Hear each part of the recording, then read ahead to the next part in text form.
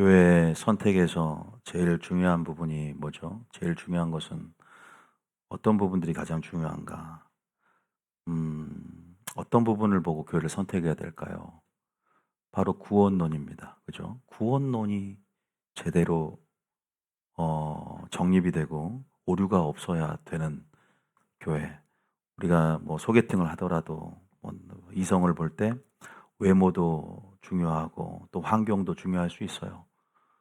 그러나 가장 중요한 건 또 믿음이라고 하는데 어쨌든 뭐 교회만 다닌다고 해서 그 사람이 참 제자, 참 그리스도인, 참 성도가 아닐 수 있잖아요. 참 신자가 아닐 수 있어요. 중요한 것은 반드시 그만큼 구원론의 영향력이 그 사람의 신앙의 성격과 분명한 열매를 결정 지을 정도로 제가 중요하다고 말씀을 드리고 싶습니다. 우리는 분명히 예수님께서 제시한 길이 있고 또 예수님께서 뭐죠? 가신 길이 있습니다. 예수님께서 제시한 길, 예수님께서 가신 길, 그 길을 우리가 찾아야 되는데, 빛이신 예수님께서 길로 오셨지만 우리에게 진리의 길을 분명히 제시하셨고 또 진리의 분명히 길을 직접 걸으심을 통해서 그 길이 어떤 길이었죠? 바로 좁은 길을 걸었다 그랬잖아요. 좁은 문을 들어갔고 그래서 우리는 그 길을 따라가야 되는 것이거든요. 구원론, 구원의 길은 좁고 분명히 또 협착하다고 예수님께서 말씀하고 있어요. 그런데 오늘날 많은 교회가 또 그 길을 그저 교리적인 길로 예수님이 가신 길이 아니라 그냥 다른 뭐 예수님의 길은 어떻게 보면 비포장 도로일 수도 있어요. 좁은 길이고 또 굉장히 협착하고 어 험난할 걸 예상하기 때문에 편안하게 갈 수 있는 길이 아니기 때문에 그런데 교리적인 길로서 우리가 마치 고속도로를 그냥 내버리는 것처럼 그러긴 편안한 길로 또 구도자적인 예배로서 구원의 문턱을 낮추고 그게 너무나 편안하게 들어오게 만들었습니다. 그렇게 되면은 알다시피 우리가 잘못된 곁길로 우리가 그 길을 따라가던 사망의 길이 될 수 있고 우리가 구원의 길로 제대로 간다 그 옛적 길 선한 길로 간다고 해도 마귀는 우리를 유혹하기 때문에 곁길로 늘 빠지게 하는데 본인이 가는 길이 안정된 길이고 구원의 길이라고 넓고 그죠? 사람들이 많이 찾기 때문에 그 교회가 그 구원의 길이 그렇게 가다 보면 그 종착역, 그 종착지가 만약에 사망이라면 얼마나 억울하고 얼마나 위험하겠느냐. 그런 길을 넓은 길을 걸으면 신부단장도 되지 않습니다. 온전한 주의 길을 예비할 수도 없고 우리는 참 길에 대한 메시지들을 많이 들어야 되거든요. 그래서 여러분들이 그런 부분에서 신부교회로서 신부를 단장을 제대로 하려면 우리가 구원론이 정말로 중요하고 구원론을 정확하게 알아야 된다. 이제 이것을 좀 말씀을 드리고 싶다. 이 말씀 드리고 싶고요.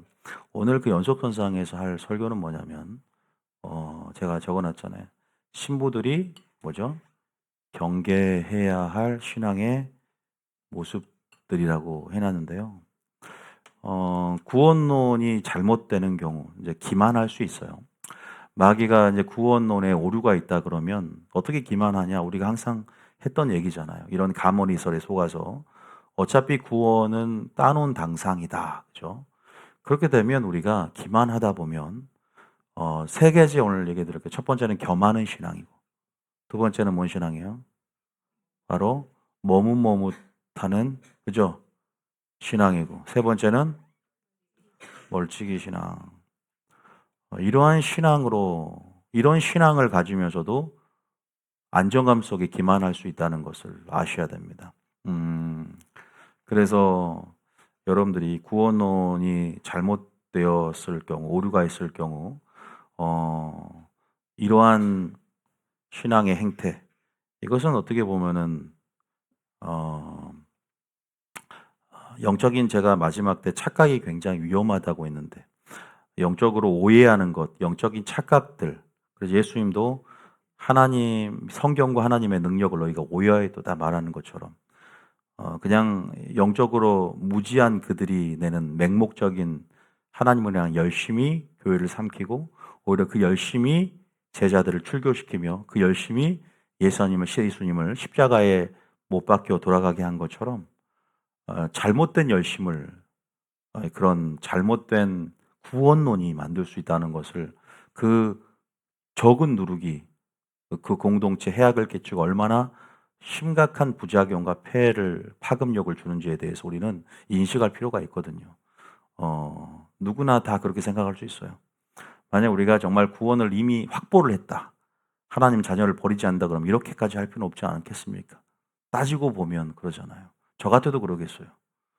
사람이 아무리 하나님을 사랑하고 간다고 해도 세상이 주는 유혹 가운데 어느 정도 타협을 한다. 하나님도 이 정도는 눈 감아줄 수 있다.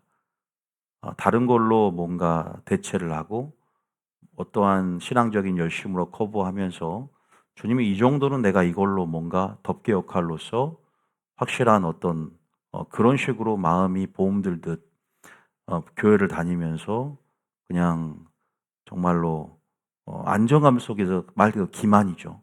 그렇게 그런 행태들이 교회에 있다면 어떻게 되겠습니까? 마귀의 밥이 되겠죠. 근데 이만큼 어떤 교리 영향력은 엄청난 것이라는 것을 우리는 많이 배워했어요. 여러분들도 물론 우리가 이제 이런 부분에 대해서 많이 들어왔지만 하나하나 좀 면밀하게 볼 필요가 있는 것 같아요. 첫 번째 겸하는 신앙, 그죠? 두 번째 모무모무란 신앙, 세 번째 멀찍이 신앙, 그러죠? 겸하는 신앙, 여러분들이 그 부분에서 이 겸하는 신앙에 대해서 첫 번째 같이 한번 봐봅시다. 겸하는 신앙. 넘어가고.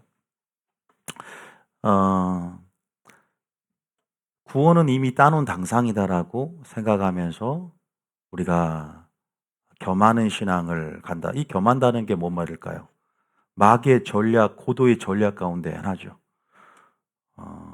하나님을 그러니까 제대로 섬기고 하나님을 사랑하고 또 하나님을 경외하도록 호용하고 그러한 우리가 하는 그 종교 생활에 있어서 장려를 마귀는 하는 전략으로 바꾸죠.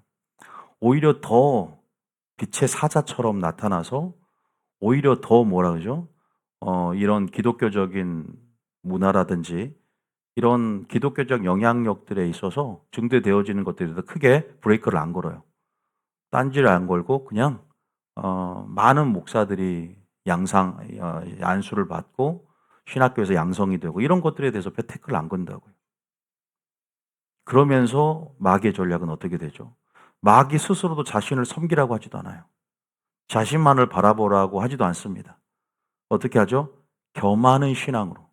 한번구 영원한 구원이다라고 착각하는 사람들은 이런 겸하는 신앙을 가져도 별로 죄책감이 없어요. 두 마음을 품었다고 우리가 하죠. 그죠? 이런 겸하는 신앙을 가져도 죄책감을 안 느낀다. 근데 이것이 얼마나 불신앙이고 이것이 얼마나 여러분들이 라오디게아 미지근한 신앙보다 더 위험한 신앙이지. 미지근한 신앙만 토해내치는 게 아니라 이 네 가지 중에 이 세 가지 오늘 하는 것들이 얼마나 위험한지를 좀 우리가 성경을 통해서 쭉 한번 볼 수 있어야 되는 거예요. 자, 우리가 잘 아는 구절들이 굉장히 많습니다. 이 구절하면 마태복음 6장 24절에 우리가 나온 구절들이 있죠. 마태복음 6장 24절에 한번 읽어볼까요? 시작. 한 사람이 두 주인을 섬기지 못할 것이니 혹 이를 미워하고 저를 사랑하거나 혹 이를 중히 여기고 저를 경히 여김이라. 너희가 하나님과 재물을 겸하여 섬기지 못하느니라. 그죠? 여기서 보면 뭐라고 해서 너희가 하나님과 재물을 뭐하지 섬기지 못한다? 겸하여 섬기지 못하죠. 한 사람이 두 주인을 섬기지 못한다 그러죠. 그죠? 한 사람이 두 주인을 섬기지 못한다. 그러니까 우리가 가능을 하는 신앙의 형태죠. 이것은 세상과 하나님을 오락가락하고 있는 거예요. 그러니까 중간지대, 회색지대에 서 있는 것인데 마지막 때가 되면 될수록 이 중간지대, 회색지대는 이제 사라지고 양극화 현상이 일어난다 그래서. 다시 말해서 이 중간지대에 있는 사람들은 그 자체가 불신앙인데 하나님을 호용한다고 생각하죠. 은혜를 너무 믿고 있는 거예요. 그러니까 이런 사람들은 어차피 한쪽 발은 그래도 교회에 담그고 있기 때문에 적어도 하나님을 사랑하는 것에 있어서 진실되기 때문에 당연히 구원받는다고 생각하지만 구원이 없어요. 가시떨기밭이 구원이 있던가요? 자갈밭이 구원이 있습니까? 왜 마음을 지켜야 되는가? 왜 우리의 마음을 확인해 봐야 되는가? 나는 두 주인, 두 마음을 품고 있는가? 물론 우리가 두 마음 이상을 품은 경우가 굉장히 많습니다. 누가 청구할 수 있느냐? 저는 그런 문제를 논하는 게 아니에요. 적어도 주님은 항상 말씀을 통해 우리의 목표를 제시해 줍니다. 믿습니까? 두 마음을 품지 말라고 하면 안 하면 돼요. 그런데 고집을 피우고 두 마음 이상 품어도 주님의 은혜가 나를 덮어줄 것이다 라고 기만한 사람이 더 위험하죠. 안 그렇겠습니까? 우리가 늘 한 마음을 품고 한 가지를 구하면서 청결한 마음을 품고 나가겠습니까? 오늘 제가 설명해 드리겠지만, 그런데 우리가 이런 목표를 주님께서 우리에게 제시할 때는 제대로 그 목표를 설정해서 우리가 신앙생활을 해야 되는 것이죠. 주님께서 분명히 말씀하세요. 한 사람이 두 주인을, 그러니까 주인의 이 재물을 주인의 반열로 올려서 세상과 어떤 대표성을 갖죠. 재물. 그래서 우리 마음의 원리를 얘기하는 거예요. 작동되어지는. 하나를 미워하면 하나를 분명히 사랑하지 중간에 있다는 것은 그것은 세상을 사랑한 것 같다는 거예요. 하나님이 우리에게 요구하는 것은 최상급과 바로 최고의 사랑을 기대하고 요구하거든요. 믿습니까? 하나님은 그렇게 그 독선적인 게 아니라 창조주로서의 권리죠. 그리고 그렇게 하나님의 영광을 위해서 창조되었기 때문에 피조물이 그렇게 경배드리는 것은 그건 순리고 당연지사의 일이죠. 그래서 여기서 하나를 또 중히 여기면 하나를 경히 여기는 마음의 원리를 얘기하고 있고, 그래서 너희가 하나님과 재물을 뭐하지 말라? 겸하여 섬기지 못하느니라 얘기하고 있죠. 그죠? 그래서 이 4절 얘기를 이렇게 하고 있어요. 그런데 우리가 그런 부분에서 이런 마음의 원리들을 분명히 알아야 돼요. 자, 그러면 제가 일본에 겸하는 신앙일 요거 해놨는데, 자, 일단은 겸하는 신앙. 자, 우리가 한 구절 더 보겠습니다. 자, 어딜 볼까요? 마태복음 22장 36절부터 한번 읽어볼게요. 자, 성경을 좀 많이 찾을 테니까 흐름을 좀 잘 따라갔으면 좋겠어요. 그러니까 저희 교회가 이제 어떤 말씀 구절들을 많이 좀 제시를 하기 때문에 여러분들이 필기 구도가 있으면 좋아요. 뭔가 다시 한번 그 구절들을 쭉 본다든가, 또 여러분들이 다시 한번 들으면서 오늘 했던 성경 구절 말고도 한 30구절 이상은 돼요. 그래서 여러분들이 쭉 그 구절만 봐도 흐름이 이어지는 거잖아요. 자, 우리가 이제 하나님은 우리에게 두 마음을 품지 말고 오직 우리의 마음에 있어서 어떠한 가치가 최고의 가치가 되길 원하는지 알지만 주님은 이렇게 분명히 요구하신단 말이에요. 36절 읽어봅니다. 시작. 선생님, 율법 중에서 어느 계명이 크니이까? 37절. 예수께서 이르시되 내 마음을 다하고 목숨을 다하고 뜻을 다하여 주 너의 하나님을 사랑하라 하셨으니. 자, 뭐라고 하죠? 37절에 주 너희 하나님을 사랑하라 하셨으니, 그러니까 38절 시작. 이것이 크고 첫째 되는 계명이요 이것이 크고 첫째 되는 계명이다. 그죠? 이것이 크고 첫째 되는 계명이라고 말을 하죠. 그죠? 우리가 이 부분에서 분명히 알아야 돼요. 여러분, 이웃사랑이 가장 크게 보이죠? 이웃사랑은 둘째 계명이에요. 첫째 계명은 여러분 마음과 목숨과 뜻과 힘과 지혜를 다하는 것은 어떤 표현이냐면 최상급을 얘기하는 거예요. 이제 하나하나 물론 우리 인간의 장기를 통해서 또 이렇게 설명을 해. 간으로 뭐 이렇게 우리가 또 얘기하기도 하는데, 이것은 한마디로 하면 최상급으로, 그러니까 1순위, 최우선순위, 최고의 가치. 이웃사랑을 먼저 하면 안 되는 거예요. 하나님 사랑이 먼저죠. 그러니까 진리를 사랑해서 진리로부터 하나님의 뜻을 받는 걸 얘기하는 거, 어떻게 보면. 그래야 우리가 그 뜻과 그 사랑과 그 마음으로 이웃을 사랑할 수 있기 때문에 주님이 크고 첫째 되는 계명. 그래서 마지막 다윗과 마리아는 이 크고 첫째 되는 계명을 삶의 우선순위로 여겼던 삶의 방식을 취했죠. 그러니까 이웃 사랑이 아니라는 거예요. 이게 잘못되면 인본주의로 바꿔지는 거예요. 사랑이 바뀌어가지고. 자, 39절입니다. 시작. 둘째도 그와 같으니 내 이웃을 내 자신같이 사랑하라 하셨으니. 그죠. 그 다음에 둘째는 바로 이것인데, 이 두 계명이 40절 시작. 이 두 계명이 온 율법과 선지자의 강령이니라. 이 두 계명이 바로 온 율법과 선지자의 강령이다. 그죠? 여러분 이 두 계명이 바로 율법과 선지자의 강령이라고 표현하고 있습니다. 하나님께서. 그래서 여러분들이 하나님께서 우리에게 원하는 것은 바로 이런 하나님이 하나님만을. 그래서 오직 있으면 10계명에 뭐라고 하냐면 첫 번째 계명에 출애굽기 20장에 또 신명기 5장에 뭐라고 그래요? 출애굽기 20장 2절인가 봐보세요. 한번 읽어볼까요? 그냥 우리가 확인해 봅시다. 3절에 나오죠. 너는 나 외에 다른 신들을 내게 두지 말라. 단순히 이 우상이라고 하는 것은 재물도 우상 숭배 탐심이잖아요. 하나님보다 사랑하면서 내 마음속에 하나님 외에 더 사랑하고 있는 무엇, 뭐 취미도 우상이 될 수 있는 것이고요. 이런 부분에서 우리가 생각을 해봐야 될 부분 아닌가요? 그죠? 여러분들이 그런 부분에서 하나님 분명히 겸한다는 것이 하나님도 사랑하고 뭔가 이렇게 짝발로 한 발로 한쪽은 하나님께. 근데 많은 교회들이 이게 가능하다고 생각을 하죠. 근데 하나님은 그거 자체가 불신앙이고 그 하나님을 사랑하는 게 아니라고 그랬어요. 회색지대에 걸쳐 있는데. 근데 이것이 우리는 가능하잖아. 우리 일반적으로 생각했을 때 이것이 가능하단 말이에요. 그래서 마음을 놔버리고 정말로 청결한 마음으로 두 마음을 품는 마음에서 한 마음으로 회개하지 않고 마음을 새롭게 한 변화를 받자. 동기부여가 안 된다고. 구원론이 그렇게 중요한 거예요. 그래서 교회를 선택할 때 목표를 어떻게 설정해 주느냐. 하늘에 계신 너희 아버지가 온전함처럼 너희도 온전하라고 했는데 그냥 교양 강좌 수준으로 얘기하는 거예요. 거룩을 교양 강좌 수준으로 하면 좋은데 그렇게 안 해도 은혜가 있으니까 좀 노력해 봐라. 이 정도 수준에서. 그러니까 뭔가 사활적으로 내가 이것을 하지 않으면 안 돼. 해야만 해라는 의식이 들어와야 되는데 주님 굉장히 그것을 원하거든요. 아무리 하나님이 열심히 하고 아무리 전도 열심히 하고 그래도 지옥 간단 말이에요. 근데 여러분들은 제가 구원이 목표가 돼야 되고 예사로 알아요. 그 문제가 아니라니까요. 광화문 나와서 이벤트성으로 뭐 하고 그 아무것도 그런 거 하지 말라니까. 차라리 지속적으로 내가 하나님과의 관계, 내 자신의 믿음을 살피고 주님 앞에서 내 자신의 열매를 살피며 그런 어떤 전제가 있어야 될 거 아닙니까? 담대함이 없는데 그냥 하나님을 하면서 그게 뭔 의미가 있겠을까요? 회개에 합당한 열매라는 것 자체도 열매를 맺으려면 담대함은 회개로부터 오는 것이고 하나님 관계로 온다는 것에 대한 부분들을 우리가 알아야 된다는 거죠. 우리가 재물을 사랑하고 있으면서 어떻게 담대함이 생겨요? 그러니까 우리가 연약해서 재물을 또 의지하고 사랑할 수 있는 마음도 생기지만 적어도 오늘 설교 듣고 찔림이 올 수 있잖아요. 그것은 살아있다는 것이고 적어도 중심을 가지고 표대를 향해서 전진하고 노력하라는 자세는 필요하지 않을까요? 우린 또 넘어지고 넘어질 수 있어요.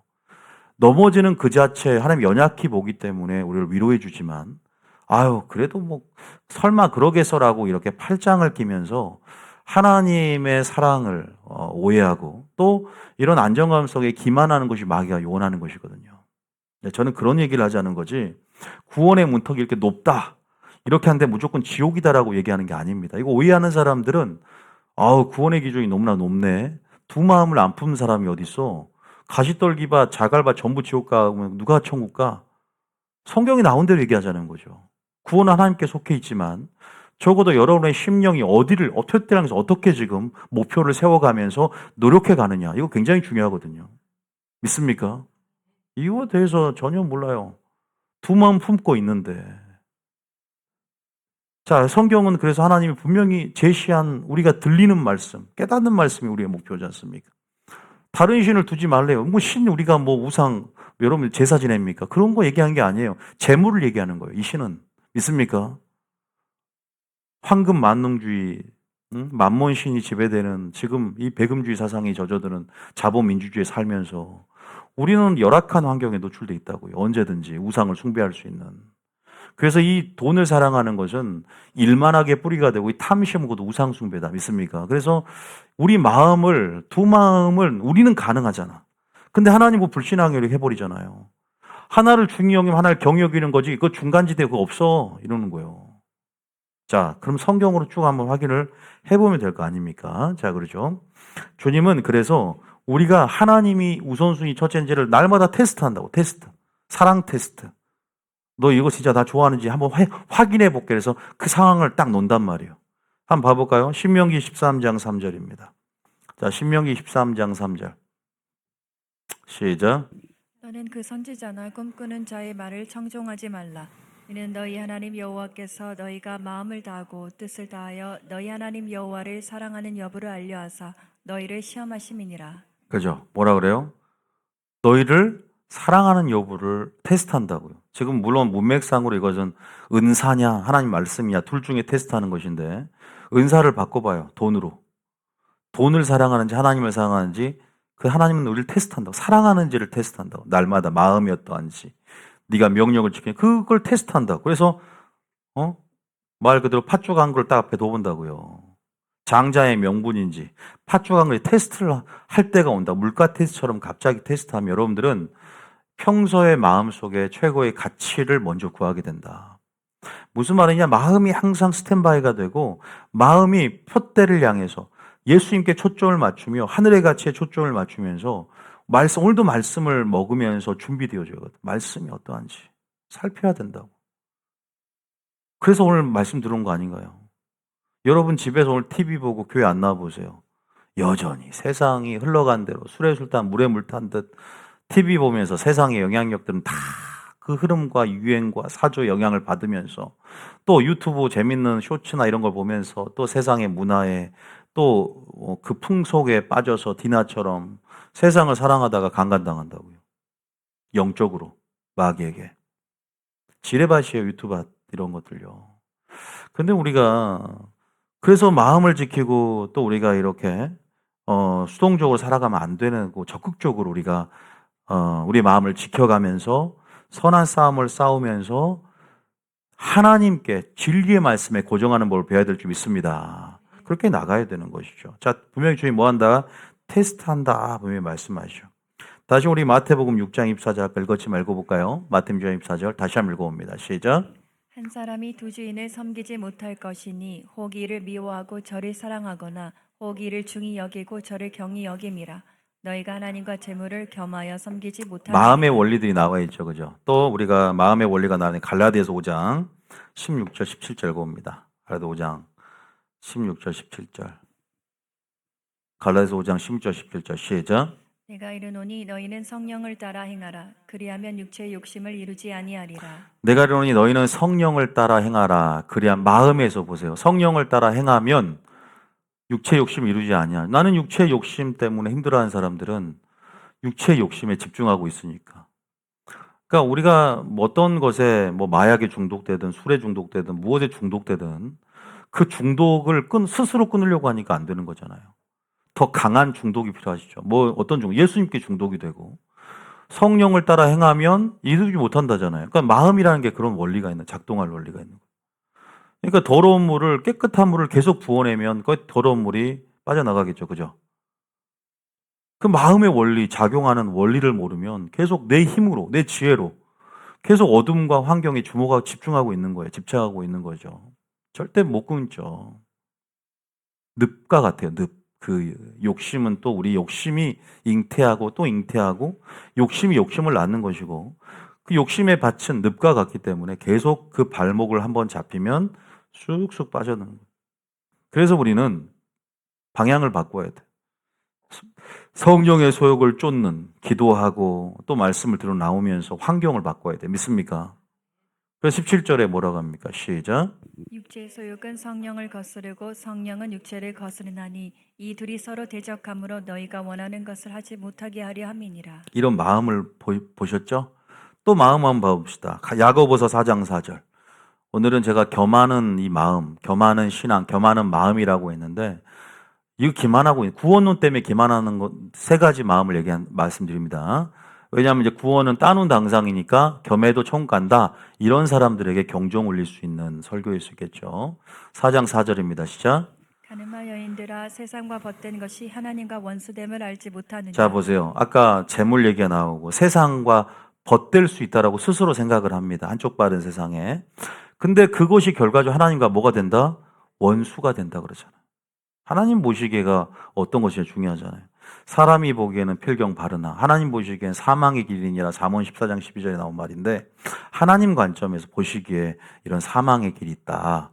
그럼 하나님과 원수가 된다. 이렇게 또 그런즉 누구든지 세상과 뭐가 되고자 하는 자는 벗이 되고자 하는 자는 스스로 하나님과 뭐가 된다? 하나님과 원수가 된다 그러죠. 그죠? 스스로 하나님과 원수가 되지 않길 예수님 축복합니다. 자, 보세요. 그러니까 이게요. 딱 신앙의 길은 두 길이에요. 중간이 없는 것. 진리의 영, 미혹의 영, 좁은 문, 넓은 문, 하나님 아닌 마귀. 그죠? 우리 항상 뭔가 타협점을 찾기 때문에 중간을 찾는다고. 근데 언약 밖은 무조건 불법이요. 그러니까 하나님의 언약, 말씀 안에 사는 것이 우리는 그리스도인으로서 행복해질 수 있는 지름길이고 그것이 마귀의 보호뿐만 아니라 하나님 안에 거하는 삶이다. 믿습니까? 이런 이원론적인 구조가 필요한 거예요. 흑백 논리라는 차원이 아니에요, 이건요. 이원론적인, 영적 이원론적인 사고방식. 물론 이런 영지주의처럼 이런 이원론에 영은 선하고 육은 악하다는 그런 얘기 하자는 게 아니라 이분법적 구도로 봐라. 그러면 보여요. 마귀 아니면 성령이거든. 마귀 아니면 하나님이거든. 세상 아니면 돈 아니면 하나님이고 뭘 사랑하면 뭘 미워하게 되고 뭘 중히 여기면 뭘 경히 여기 중간에 서려고 하지 마라. 그냥 중간에 절대 회색지대 이 중간지대는 절대 없어 이제. 무조건 이것은 불신앙이고 더 미지근한 자 그랬죠. 미지근한 자 악하다 그랬죠. 하나님. 토하에 내친다. 오히려 차라리 악하면 자기가 악하니까 회개할 기회라도 얻어. 자기 악함을 세상 사람도 악하다고 하니까. 그런데 이도저도 아닌 뭔가 정말로 무늬만 크리스천이 더 위험하잖아. 기만해 버리니까. 회개도 안 해 그런 사람들. 잘한 줄 알고 있고. 여러분 그런 부분에서 야고보서는 이런 얘기합니다. 야고보서 1장 8. 이런 지금 말씀 구조들을요. 또 보고 또 보면서 성경에 이런 구절이 있었구나. 예? 야고보서 1장 8절. 자, 1장 8절 시작. 두 마음을 품어 모든 일에 정함이 없는 자로다. 두 마음을 품지 말라는 거예요. 그래서 두 마음을 품으면 정함이 없다는 불안정하다. 내 마음이 확정되고 확정되었는 찬양 있죠. 하나님은 확정된 거예요. 두 마음을 품어 모든 일에 정함이 없으면 안 돼요. 기도할 때도 그러고 우리가 지금 기도 얘기 7절, 6절, 7절은 지금 기도할 때 의심하는 마음과 믿음을 두 마음을 품지 말라는 거거든요. 그러니까 이 마음이 참 중요해요. 계속 우리는 어떤 마음이 돼야 한 마음이 돼야 돼. 믿습니까? 한 마음이 돼야 되고요. 그래야지 한 가지를 구하게 되고 그래야지 크고 첫째 되는 계명인 하나님을 마음과 목숨과 뜻과 힘과 지혜 5가지를 총동원해서 사랑하게 된다. 믿습니까? 그럼 두 마음을 한 마음으로 바꾸는 법이 뭐예요? 자, 그러면 좀 더 이 두 마음을 품는다는 게 뭐냐? 바로 한 마음이나 청결한 마음이 된다 이 말이에요. 겸하는 마음, 이 두 마음, 이 겸하는 마음이라는 것은 두 마음이죠. 두 마음 어떻게 보면 두 마음 이상이죠. 이것이 뭐예요? 뭐가 돼야 돼요? 청결한 마음. 청결이 뭔데? 바로 한 마음. 자, 야고보 4장 8절. 야고보 4장 8절 봐볼까요? 자, 읽어봅니다. 시작. 하나님을 가까이 하라. 그리하면 너희를 가까이 하시리라. 죄인들아 손을 깨끗이 하라. 두 마음을 품은 자들아 마음을 성결하게 하라. 하나님을 가까이 하래. 마귀 하나님을 또 비교하면서. 그러면서 하나님은 가까이 하고 마귀는 대적하라. 그죠? 또 하나님을 가까이 하라. 그리하면 너희를 가까이 한다.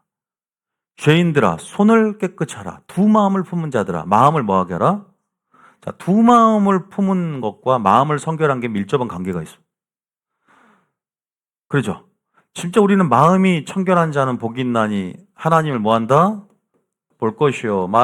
우리가 산상순에 보면 팔복에 보면 마음이 청결한 자, 한 마음을 품은 자들을 얘기하는 거예요. 거룩한 산을 오르는 자들은 뭐예요? 마음이 청결한 자예요. 그렇죠? 이 마음이 청결하다는 의미가 뭐예요?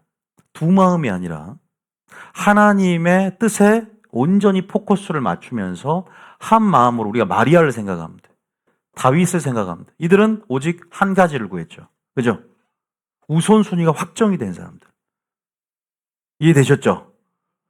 주님은 이런 목표를 우리 교회를 통해 계속 제시했어요. 진리의 산 꼭대기를 바라보면서 마음이 청결한 자, 여호와의 얼굴을 구하는 자. 그럼 마음이 두 마음이 아니라 한 마음이 되고 의심도 사라져. 두려움도 사라져. 주님으로 채워지니까 할렐루야. 그래서 마음을 살피면서 진리의 씨앗을 뿌리면서 그래서 이 마음은 어떻게 하지? 마음밭으로 가는 거예요, 이제. 그래서 마음밭으로 가면 예수님의 마음밭, 진리의 씨앗이 뿌려진 기경된 마음밭, 근데 문제는 가시떨기밭 보세요. 예를 들면 이거 두 마음이잖아요. 두 마음 이상이잖아요. 이 밭은 열매가 없어요. 이 밭은 이 가시떨기밭을 불로 태우고 말씀의 쟁기로 갈아엎어서 다시 회개란 두 마음을 회개해서 어떻게 되죠? 바로 좋은 마음 밭으로 가야 되는 거예요. 이해됐습니까? 그래서 그 마음을 읽어볼까요? 마태복음 13장 22절에 마태복음 13장 22절을 읽어볼까요? 자, 마태복음 13장 22절에 시작. 가시떨기에 뿌려졌다는 것은 말씀을 들으나 세상의 염려와 재물의 유혹에 말씀이 막혀 결실하지 못하는 자요. 그죠? 가시떨기에 뿌려졌다는 것은 말씀을 들으나 세상의 염려와 세상의 염려 나오죠. 그죠? 또 재물의 유혹이죠. 결국 이것은 뭘 얘기하죠? 세상을 얘기하죠. 세상도 오락가락 하는 거예요. 이거 불신자 얘기가 아니라 그러니까 제일 위험한 사람들이 교회 안에 있는 사람들이다. 세상 사람들은 우리가 이미 심판을 받은 거예요. 생각하지도 마요. 서양 사람들은 이미 심판을 받았다. 종말론적인 심판을 선언했어요. 요한복음 3장에 보면 17절에. 요한복음 3장 17절에 뭐라고 했냐. 이미 서양 사람들 심판 받았다. 읽어봐요. 시작. 하나님이 그 아들을 세상에 보내신 것은 세상을 심판하려 하심이 아니요 그로 말미암아 세상이 구원을 받게 하려 하심이라. 18절에. 그를 믿는 자는 심판을 받지 아니하는 것이요 믿지 아니하는 자는 하나님의 독생자의 이름을 믿지 아니하므로 벌써 심판을 받은 것이니라. 여러분들이 지금 그 교회 밖을 생각할 때가 아니에요. 교회 안에서 알곡과 쭉정을 나눈다. 수없이 성경의 잠언 패턴도 마찬가지고 시편 성경 전체가 교회 안에 이제 심판이 된다고 얘기를 했는데도 교회 안에 자는 자 조는 자가 더 위험하다니까. 라우디게아 교회 보세요. 미지근한 자가 토하여 내친다 그러잖아요. 라우디게아 교회. 그래서 저는 미지근한 자의 유형뿐만 아니라 겸하는 신앙도 더 위험하다는 걸 말씀드리면서 오늘 제가 해결책을 드렸어요. 이것은요, 회개해야 돼요.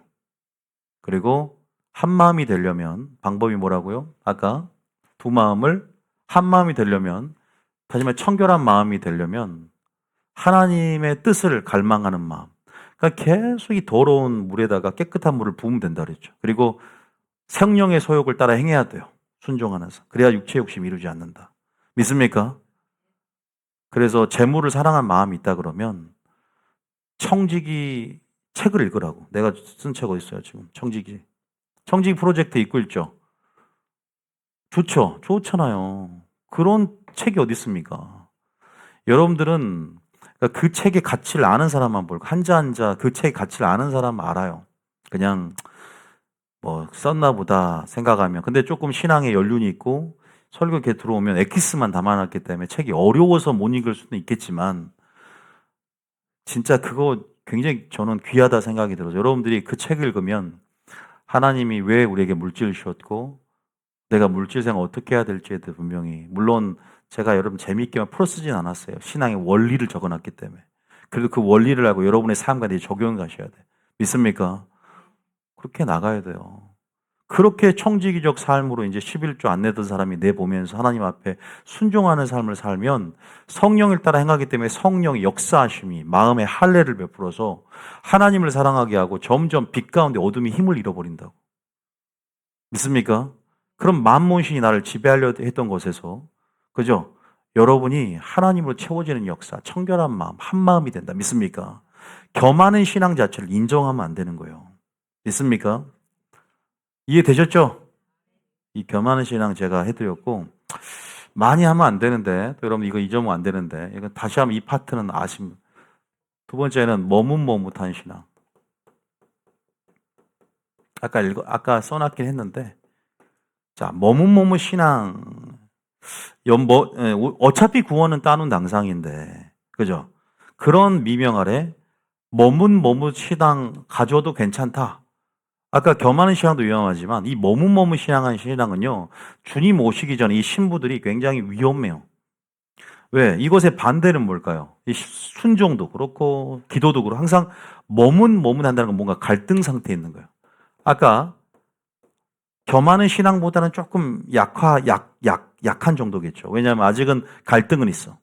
이 머뭇머뭇은 어디 나오는 거냐면 왕상에 나온 거예요. 왕상 18장 21절에 갈멜산 전투에서 엘리야가 둘 사이에 머뭇머뭇하려느냐라는 말이 있어요. 자, 그 읽어볼까요? 18장 21절에 시작. 엘리야가 모든 백성에게 가까이 나아가 이르되 너희가 어느 때까지 둘 사이에서 머뭇머뭇하려느냐. 둘 사이에서 왜? 자, 이게 이제 지금 갈멜산 전투에서 어떤 사이냐 이게. 자, 시작. 여호와가 만일 하나님이면 그를 따르고 바알이 만일 하나님이면 그를 따를지니라 하니 백성이 말 한마디도 대답하지 아니하는지라. 비슷하죠. 바알은 또 돈을 얘기하기도 하고 재물 더 넓게는 세상을 얘기할 수 있어요. 그러니까 어떤 둘 사이에 또 내가 하나님보다 높아진 못 가운데 사랑하는 어떤 가치의 정도에 따라서 머뭇머뭇하면요 위험합니다. 지금 마지막 머뭇머뭇 걸 때가 아니야. 왜? 주님이 뭐라 그랬죠? 세월을 뭐하라? 아끼라 그랬어요. 때가 악하니까. 다시 말해 세월을 아끼는 것은 마귀에게 뭘 좀 틈을 줄 수 있어요. 머뭇머뭇한다는 것은 반대는 뭐냐면 즉시입니다. 순종도 즉시. 자, 생각해 보세요.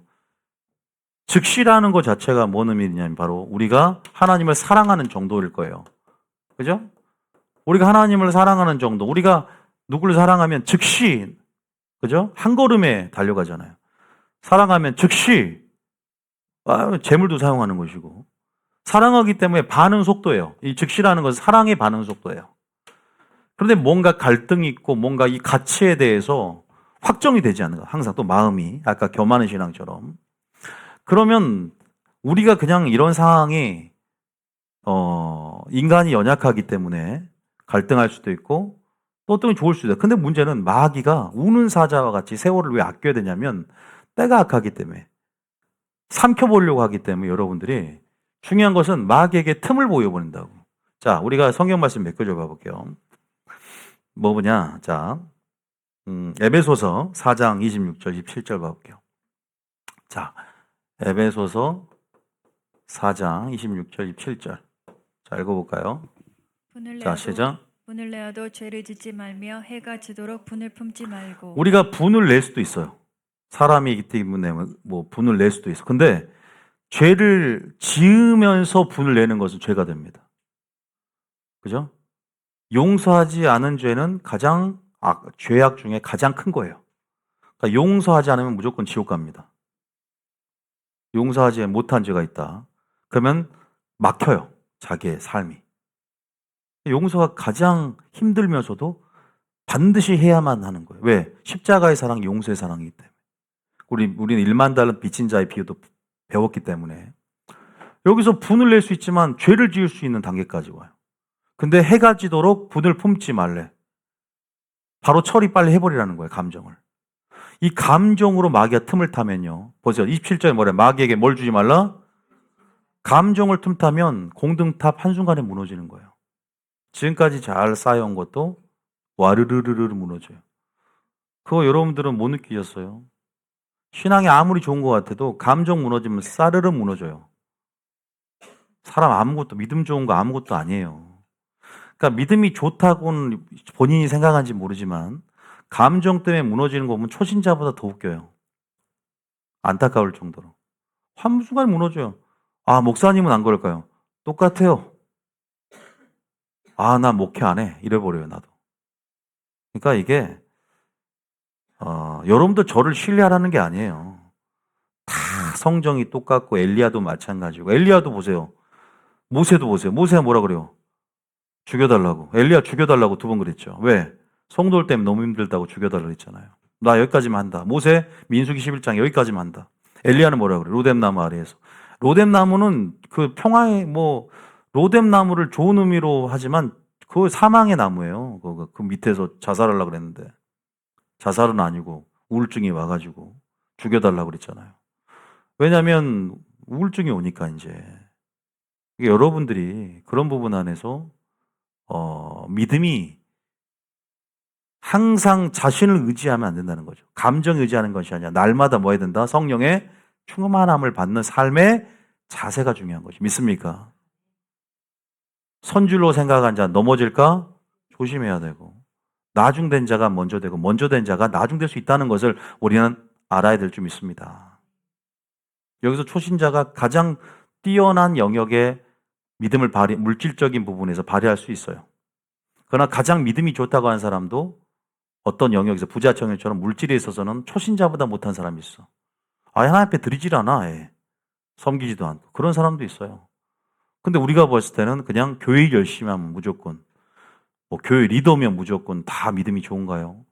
목사라면 무조건 다 믿음이 좋습니까? 아니죠. 저도 초신자보다 못한 영역이 있어요. 인정합니다. 그런 거예요. 그러니까 우리가 뭔가 사람을 비판할 수 있는 것도 아니고 자격이 있어서 구원은 진짜 딱 하나님께 속해 있더라고. 그런데 우리는 기준은 제시할 수 있어요. 하나님 말씀하신 것에 대해서 경계심을 가져야 된다고. 믿습니까?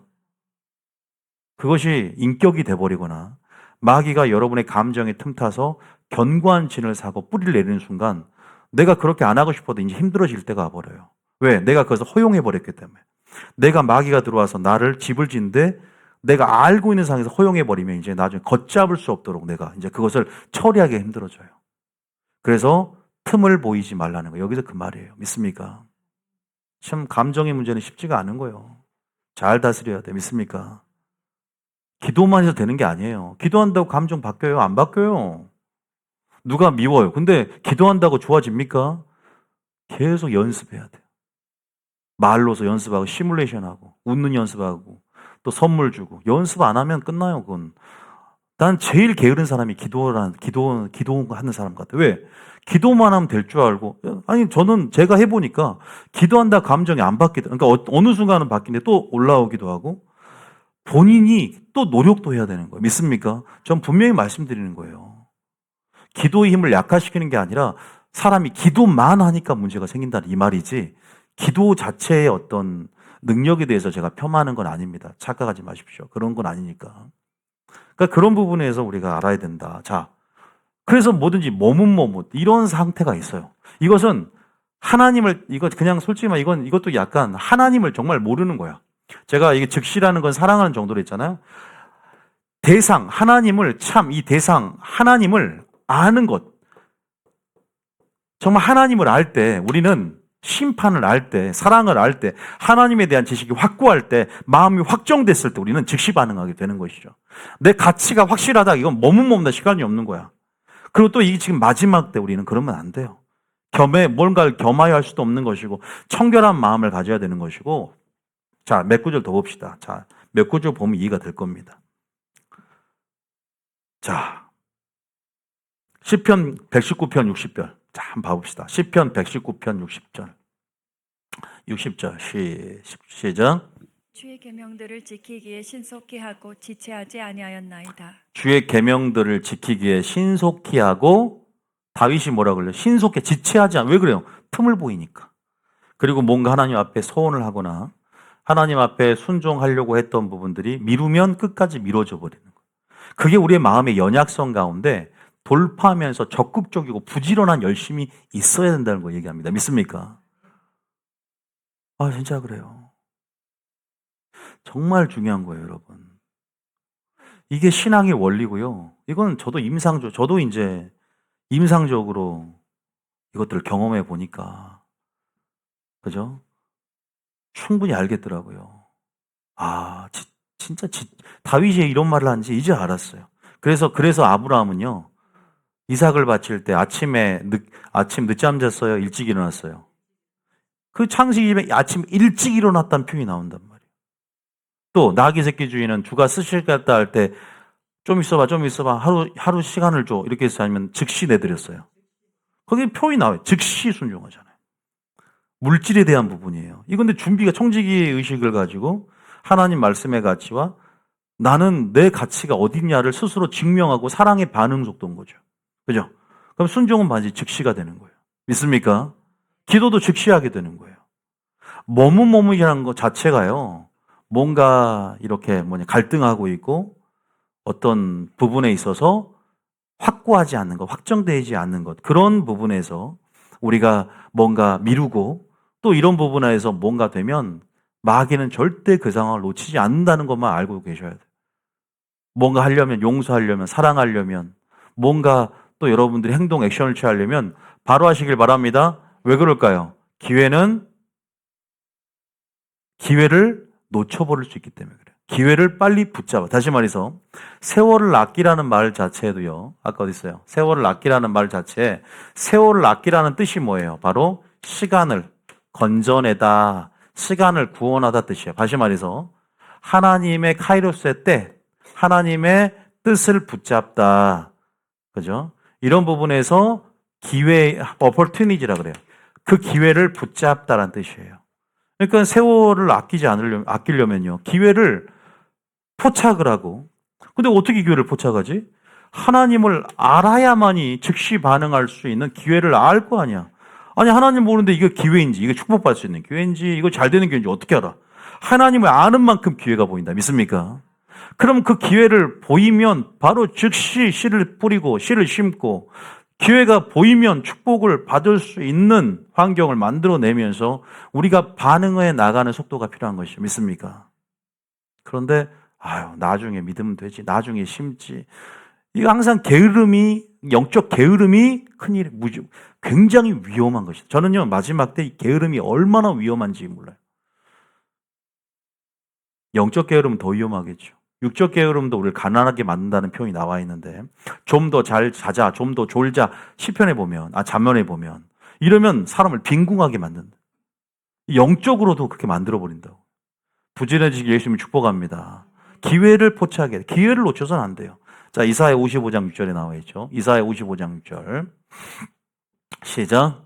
너희는 여호와를 만날 만한 때에 찾으라. 가까이 계실 때에 그를 부르라. 생명이 있을 때, 호흡이 있을 때 하나님을 찬양하고 경배하시 예수님을 축복합니다. 여러분, 기회는 항상 오지 않아요. 오늘이 기회다 믿습니까? 지금이 그때라 그랬잖아요. 오늘 아니면 안 된다는 식의 이러한 생각이 필요하다.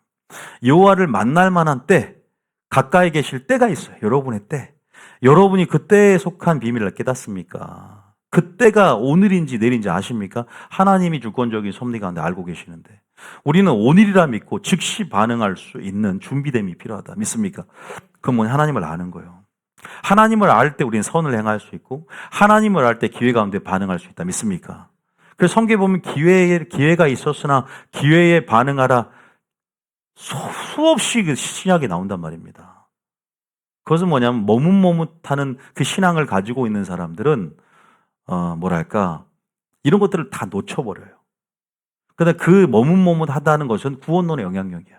어차피 구원은 따놓은 당상이니 내가 지금 머뭇머뭇해도 뭐 구원에 영향을 미치나? 마귀가 틈타는데 이제 빨리 즉시 신속히 지체치 마시길 예수님 축복합니다. 그 전에 하나님을 아는 지식으로 충만해져서 기회를 보고 바로 세월을 아끼는 삶의 방식이 필요하다. 믿습니까? 이 설교는 두세 번 들어봐야 돼요. 그래야지 확 이해가 돼요. 저는 지금 위험한 신앙, 겸하는 신앙, 머뭇머뭇 신앙까지 얘기를 여러분 드렸어요. 아브라함처럼, 나귀 새끼처럼 즉시 순종함을 통해서 하나님의 기쁨이 되는 여러분이 되시겠으면 축복합니다. 그래서 이게 순교의 상황에도요, 준비된 사람 머뭇하지 않아. 즉시 일사각오로, 일편단심으로. 따라하면 일사각오와 일편단심. 그렇게 전진해 나간다. 믿습니까? 죽으면 죽으리라 나가지. 지금 우리가 일사가고 계속 강조하는데도 머뭇머뭇하는 사람들은 그런 마음을 갖지도 못해. 순교할 수 있는 기회 가운데 저것이 기회다라고 생각하는 사람들은 반응한다고. 가치를 아니까. 근데 가치를 모르니까 갈등이 있는 거죠. 어차피 구원은 받았는데 따놓은 당상인데 아니죠. 마귀처럼 알아요. 귀신처럼 합니다. 저는 여러분들에게 이 신앙을 얘기하고 싶다. 자, 세 번째만 하고 끝나겠습니다. 오늘 세 번째는 뭐죠? 두 개 있는데 기억하십니까, 다? 제가 봤을 때 이게 하나만 해서 효과가 있는 것 같은데, 하나만도 제대로 하면 좋은데, 세 개까지 하면 항상 뭐든지 세 개는 안 좋아. 두 개까지 하면 딱 기억이 남는데, 세 개 하면 첫 번째가 기억이 안 나거든. 지금 끝낼까? 사냥 끝낼까요? 그냥. 갈등이 되는 거야. 여러분들이 인터넷으로 유튜브를 한번 더 본다는 조건을 하겠습니다. 아시겠죠? 아멘 한 사람 꼭 들어야 돼요. 네. 자, 멀찍이. 자, 멀찍이는 어디서 하나님이 저에게 힌트를 줬냐? 이거 하나님이 저에게 계시로 주신 것들이에요. 제가 무슨 설교를 제가 어디 정탐합니까? 어디 어디 그거 뭐라 그래, 그거. 복사하는 것도 아니잖아요. 멀찍이란 단어를 어디서 줬냐? 베드로가 주님과 상고를 막 가까이 가다가 이제 구원론을 보면 한 번 구원 영원한 구원이니까 가까이 지낼 때는 가까이 지내지만 멀찍이 올 때가 있어요. 언제 그러죠? 주를 3번 부인했잖아요. 그러니까 예수님과 가까이 못 가는 거야. 양심의 거리낌, 죄의 문제가 됐건. 내가 이제 멀찍이, 교회도요, 스탠스가 항상 가까이 들어온 사람이 있고 멀리 있는 사람이 있어요. 물론 이건 이제 다 거기에 짜맞출 수는 없죠. 뭐 죄의 문제라기보다는 이제 뭐 그거는 이제 좀 비약이 클 수 있는데 어쨌든 하나님과 관계 속에서 진리 더 깊숙이 못 들어가는 사람들은 진리가 부담감을 주니까. 그리고 어떤 내가 취하고 있는 그런 뭐랄까 신앙의 어떤 목표가 예수님이 제시한 것과 상충이 되고 너무 예수님의 기준이 높다고 생각이 들면 이 주변 언저리 거기 성막들에만 항상 머물러 있지 지성소로 나가고 싶지는 않은 거예요. 영광이 부담스러운 거예요. 너무 영광스러운 건 싫어. 예수께 너무 미치긴 싫어. 사흘길 깊숙이 광야로 들어가기 싫어. 난 이 정도만 딱 하면 좋아. 이 정도는 순전히 자기 유익과 자기 중심적인 사고에서 축복이라도 받았으면 좋겠어. 이제 내 자식도 잘 되고 이 정도 선에서만 좀만 들어가면 이건 돈을 요구할 것 같아. 왠지 전 재산을 요구할 것 같으니까 이 정도만 딱 되면은 어느 정도 축복은 받으면서 헌금을 할 수 있어. 이게 딱 마치 이건 다 짬뽕이 돼 있어. 겸하는 신앙하고 머무모 신앙을 전부 다 혼재해서 그죠? 멀찍이 그냥 가는 거야. 멀찍이 가는 거. 가도 절대 가까이 가면 안 돼. 예수님 뭐라 그래요? 오라. 내게로 오라. 가까이 오랬죠. 산 꼭대기. 우리가 그 근처로 올라가야 되잖아. 완전히 주님과 연합하고 일치돼서. 성경에 보면요. 미쳐도 예수께 미치라 그랬어. 나와볼까요? 고린도후서 5장 봐봅시다. 고린도후서 5장 13절에. 자, 여기까지는 봐야 돼요. 고린도 5장 13절에 읽어봅니다. 시작. 우리가 만일 미쳤어도 하나님을 위한 것이라. 자, 여기까지 읽어도 미쳐버려라는 거예요. 미쳐버려라. 떠납니다. 미쳐버려라. 미치라는 것은 예수님께 미치라는 거예요. 미치라는 말씀에 미쳐버리고 그냥 미쳐도 돼요. 그럴 때는 그냥 묘상에 미쳐도 되고 파는 치지 마시고. 죄송. 무슨 유모했어요. 파 미소 도레미파. 출애굽기 5장 3절. 우리 김용희 역사님은 그렇게 했다니까 더 웃기네 우리. 출애굽기 5장 3절에 출애굽기 5장 3절. 자, 시작. 그들이 이르되 히브리인이 하나님이 우리에게 나타나셨은즉 우리가 광야로 사흘쯤 가서 우리 하나님 여호와께 제사를 드리려 하오니 가도록 허락하소서. 여호께서 전염병이나 칼로 우리를 치실까 두려워하나이다. 주님은 애굽에서 우리를 이끌어내시부터 광야 깊숙이 들어가라고 이미 명령하셨어요. 사흘길이라는 의미는 뭐냐면 뭘 표상하냐면 애굽이 더 이상 쫓아오지 못한 세상의 영향력이 미치지 않는 하나님 임재 안으로 지성소 깊숙이 산 꼭대기로 세상의 영향력이 소리가 들리지 않는 그 영역으로 더 침노하고 올라가야 돼. 믿습니까?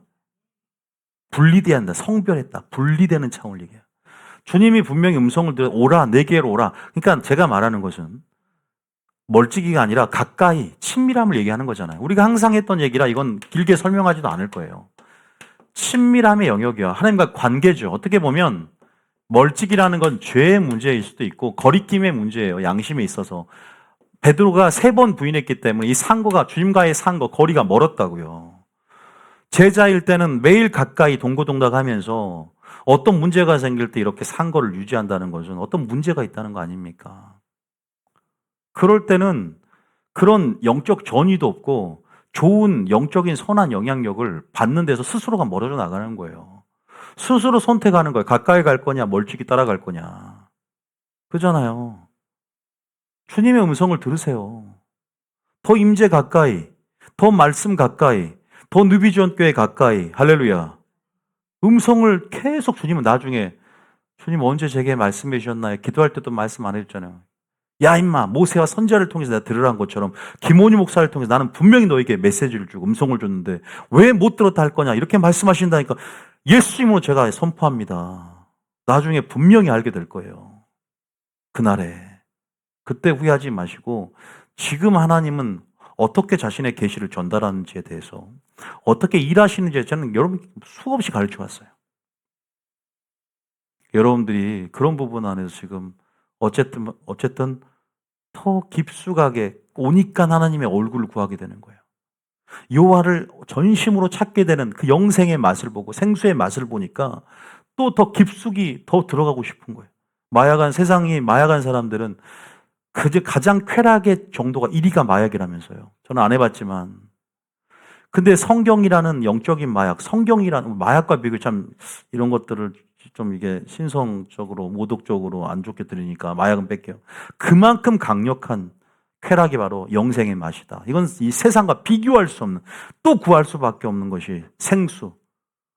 그 맛을, 하나님의 성품의 맛을, 영생의 맛을, 하나님 나라의 맛을, 진리의 맛을, 꿀송이보다 더 단 맛을 보시게 했으면 축복합니다. 그게 뭐냐면 성령의 소욕을 쫓으면 육체의 소욕에 중독된 것들은 힘을 잃기 시작한다는 거 믿습니까? 좀 시간이 걸려요. 근데 계속 성령의 소욕에 내 영의 흐름들이 완전히 주류적인 흐름이 돼버려야 되니까 그런 과도기적 변화에선 시간이 많이 걸려요. 그만큼. 그래서 못 바꾸는 거야. 중간 하다가 말아버려. 세상의 문제로 타협해버리고 시간이 없다 그러고 어느 순간 궤도를 딱 넘어가면 딱 이제 되는데 수협에도 그러잖아요. 안 나오면 보다면 안 나오지만 한번 계속 나오다 보면 이제 안 나오면 못 견디는 딱 흐름이 되면 그 사람이 이제 수협에 나오는 고정 멤버들. 수협에 나온 고정 멤버들이 있어요, 여기에. 항상 나오는 사람 나오고 안 나오는 사람 오라 해도 그렇게 안 와요. 한 번씩 오면 오션 손님처럼 오신. 그 사람이 이제 고정 멤버처럼 와야 될 거 아닙니까? 왜 나는 고정 mem버가 못 될까? 스스로가 선을 긋는 거야. 나는 저 사람은 고정 멤버 스타일이고 나는 고정 멤버 스타일이 아니야. 나는 좀 멀찍이 가도 돼. 아니에요. 다 동일해요. 이 사람들 시간이 많이 남아서 집 근처에 사니까 그럴까요? 여주에서 오는 사람이 있고, 공주에서 오는 사람이 있고, 이거 2시간 이상 걸리는데, 또 나는 가장 멀다. 우주에서 온다. 손 들어봐요. 나는 목성에서 온다. 토성. 어디 외계인 없죠, 이게. 이렇게 멀리서 오세요. 근데 가까이서 오는데도 충분히 오면 마음만 먹으면 나중에요. 누가 물어봤어요. 목사님 집에서 기도하면 되지 않는가요? 집에서 그러니까 온라인 예배는 아니더라도 집에서 기도하는 것도 제가 그거를 성경적으로 한번 설명해 볼게요. 왜 교회에 나와서 기도할 때 그것이 어떤 영적인 원리가 있는지 알면 교회에 나와서 기도할 걸요. 그러니까 물론 이것을 또 오해하면 집에서 기도해도 그러니까 그게 어떤 상황에서 다니엘 보죠. 다니엘이 교회 가고 싶은데 포로로 잡혀서 예루살렘 성을 향해서 문을 열고 기도했잖아요. 예배드렸잖아요. 그러니까 우리가 어떤 상황에서 되지만 그러니까 그런 부분에서 또 온라인 예배라든가 이런 차원에서 제가 생각을 좀 전환시킬 수 있는 흐름들도 다시 한번 얘기해 드릴게요. 또 개인적으로 나는 멀리서 할 때 한 번씩 멀리서 온라인으로 드리는 거 좋습니다. 감지독지 하면서 또 그것도 나쁘다는 게 아니라 모든 상황에 적용할 수 없지만 이것이 어떤 의미가 있는지 한번 그 성경적 한번 할 때가 올 것 같아요.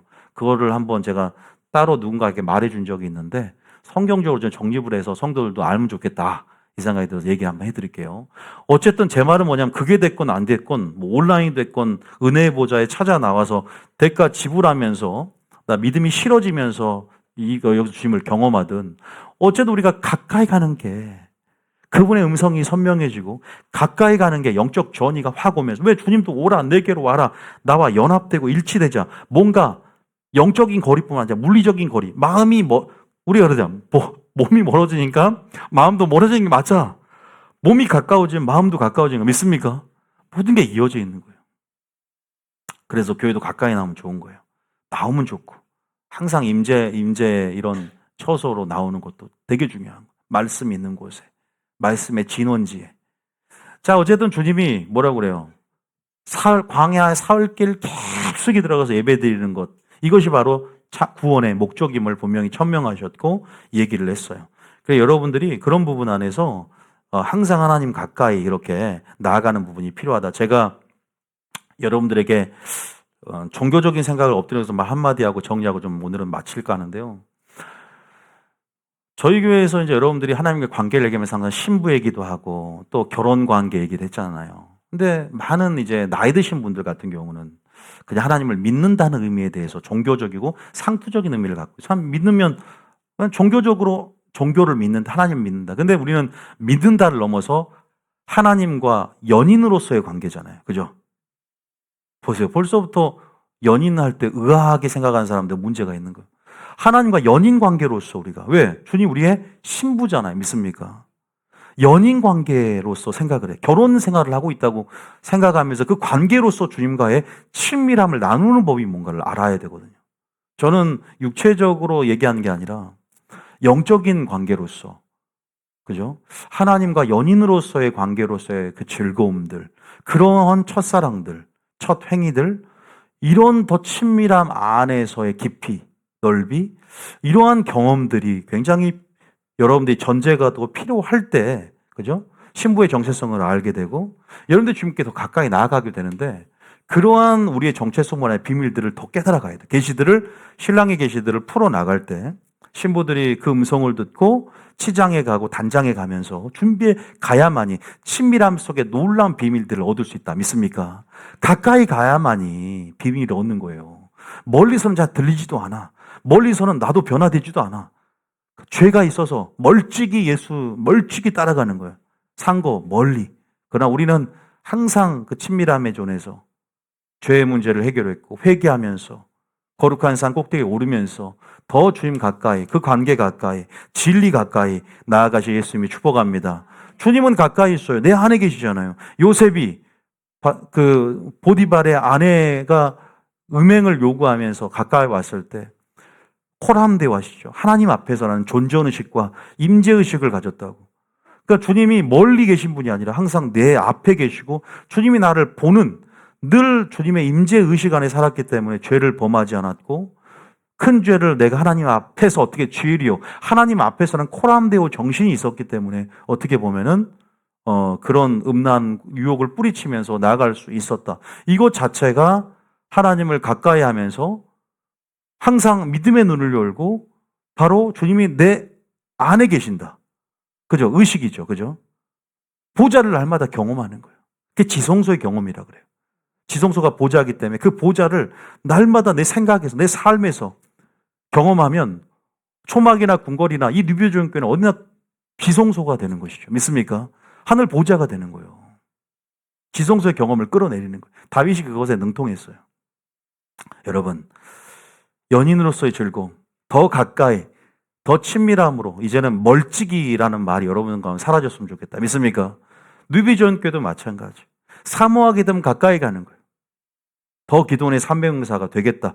더 가까이, 더 주의 종과 연합하려고 하고 더 적극적인 열심을 낼 수밖에 없어요. 우리가 10주년을 맞아서 이제는 멀찍이 신앙을 여러분 파쇄하세요. 그리고 머뭇머뭇하지 말라고요. 틈을 보이지 마요. 여러분의 가치가 확고하다. 머뭇머뭇 자체의 내 마음 속에 갈등이 아니라 나는 늘 즉시 바로 반응할 수 있는 하나님을 아는 지식 안에서 늘 기회를 항상 그 기회가 한데 반응하고자 하는 스탠바이 준비됨이 됐으면 좋겠다. 그러면 하나님을 아는 만큼 보이니까. 그리고 성령 충만하면 바로 즉시 날마다 말씀과 성령 충만 안에서 임재 안에 거하며 사시게 예수님을 축복합니다. 두 마음은 여러분의 마음이에요. 여러분이 가능하지만 주님 보시기에 중간지대는 없다고. 정말로 한 마음이 되고자 해야 되고 청결한 마음은 하나님을 볼 것이고 그 청결한 마음을 지속적으로 갔을 때 종말론적 하나님을 본다, 하나님을 경험한다, 실제적인 대면, 얼굴과 얼굴을 마주대며 천국에서 주님과 영원토록 살게 될 줄 믿습니다. 청결한 마음을 가진 하나님의 아들들이 그 마음을 가지셔야 돼요. 할렐루야. 그래서 오늘 세 가지만 미지근한 마음보다 더 위험한 마음일 수 있는데 이것에 왜 이런 마음들이 한국교회에 생겨버리냐? 구원론, 잘못된 구원론의 오류 때문에 한봉우 영원한 구원이다. 이 정도 마음 괜찮다. 가시떨기 다 천국 갈 수 있어. 착각하지 마세요. 주님 분명히 경계하라고 했지. 그래서 제가 어떤 구원론을 하느냐 교회를 잘 선택하고 잘 보라는 거예요. 이해되셨죠? 얼마만큼이 적은 누르기 우리 마음을 바꿔치게 해버리잖아요. 정말 하나님이 원하는 마음이 있단 말이에요. 그 마음으로 나아가시길 예수님을 축복합니다. 찬양 들어주세요. 그 마음으로 나가야 되는 것이죠.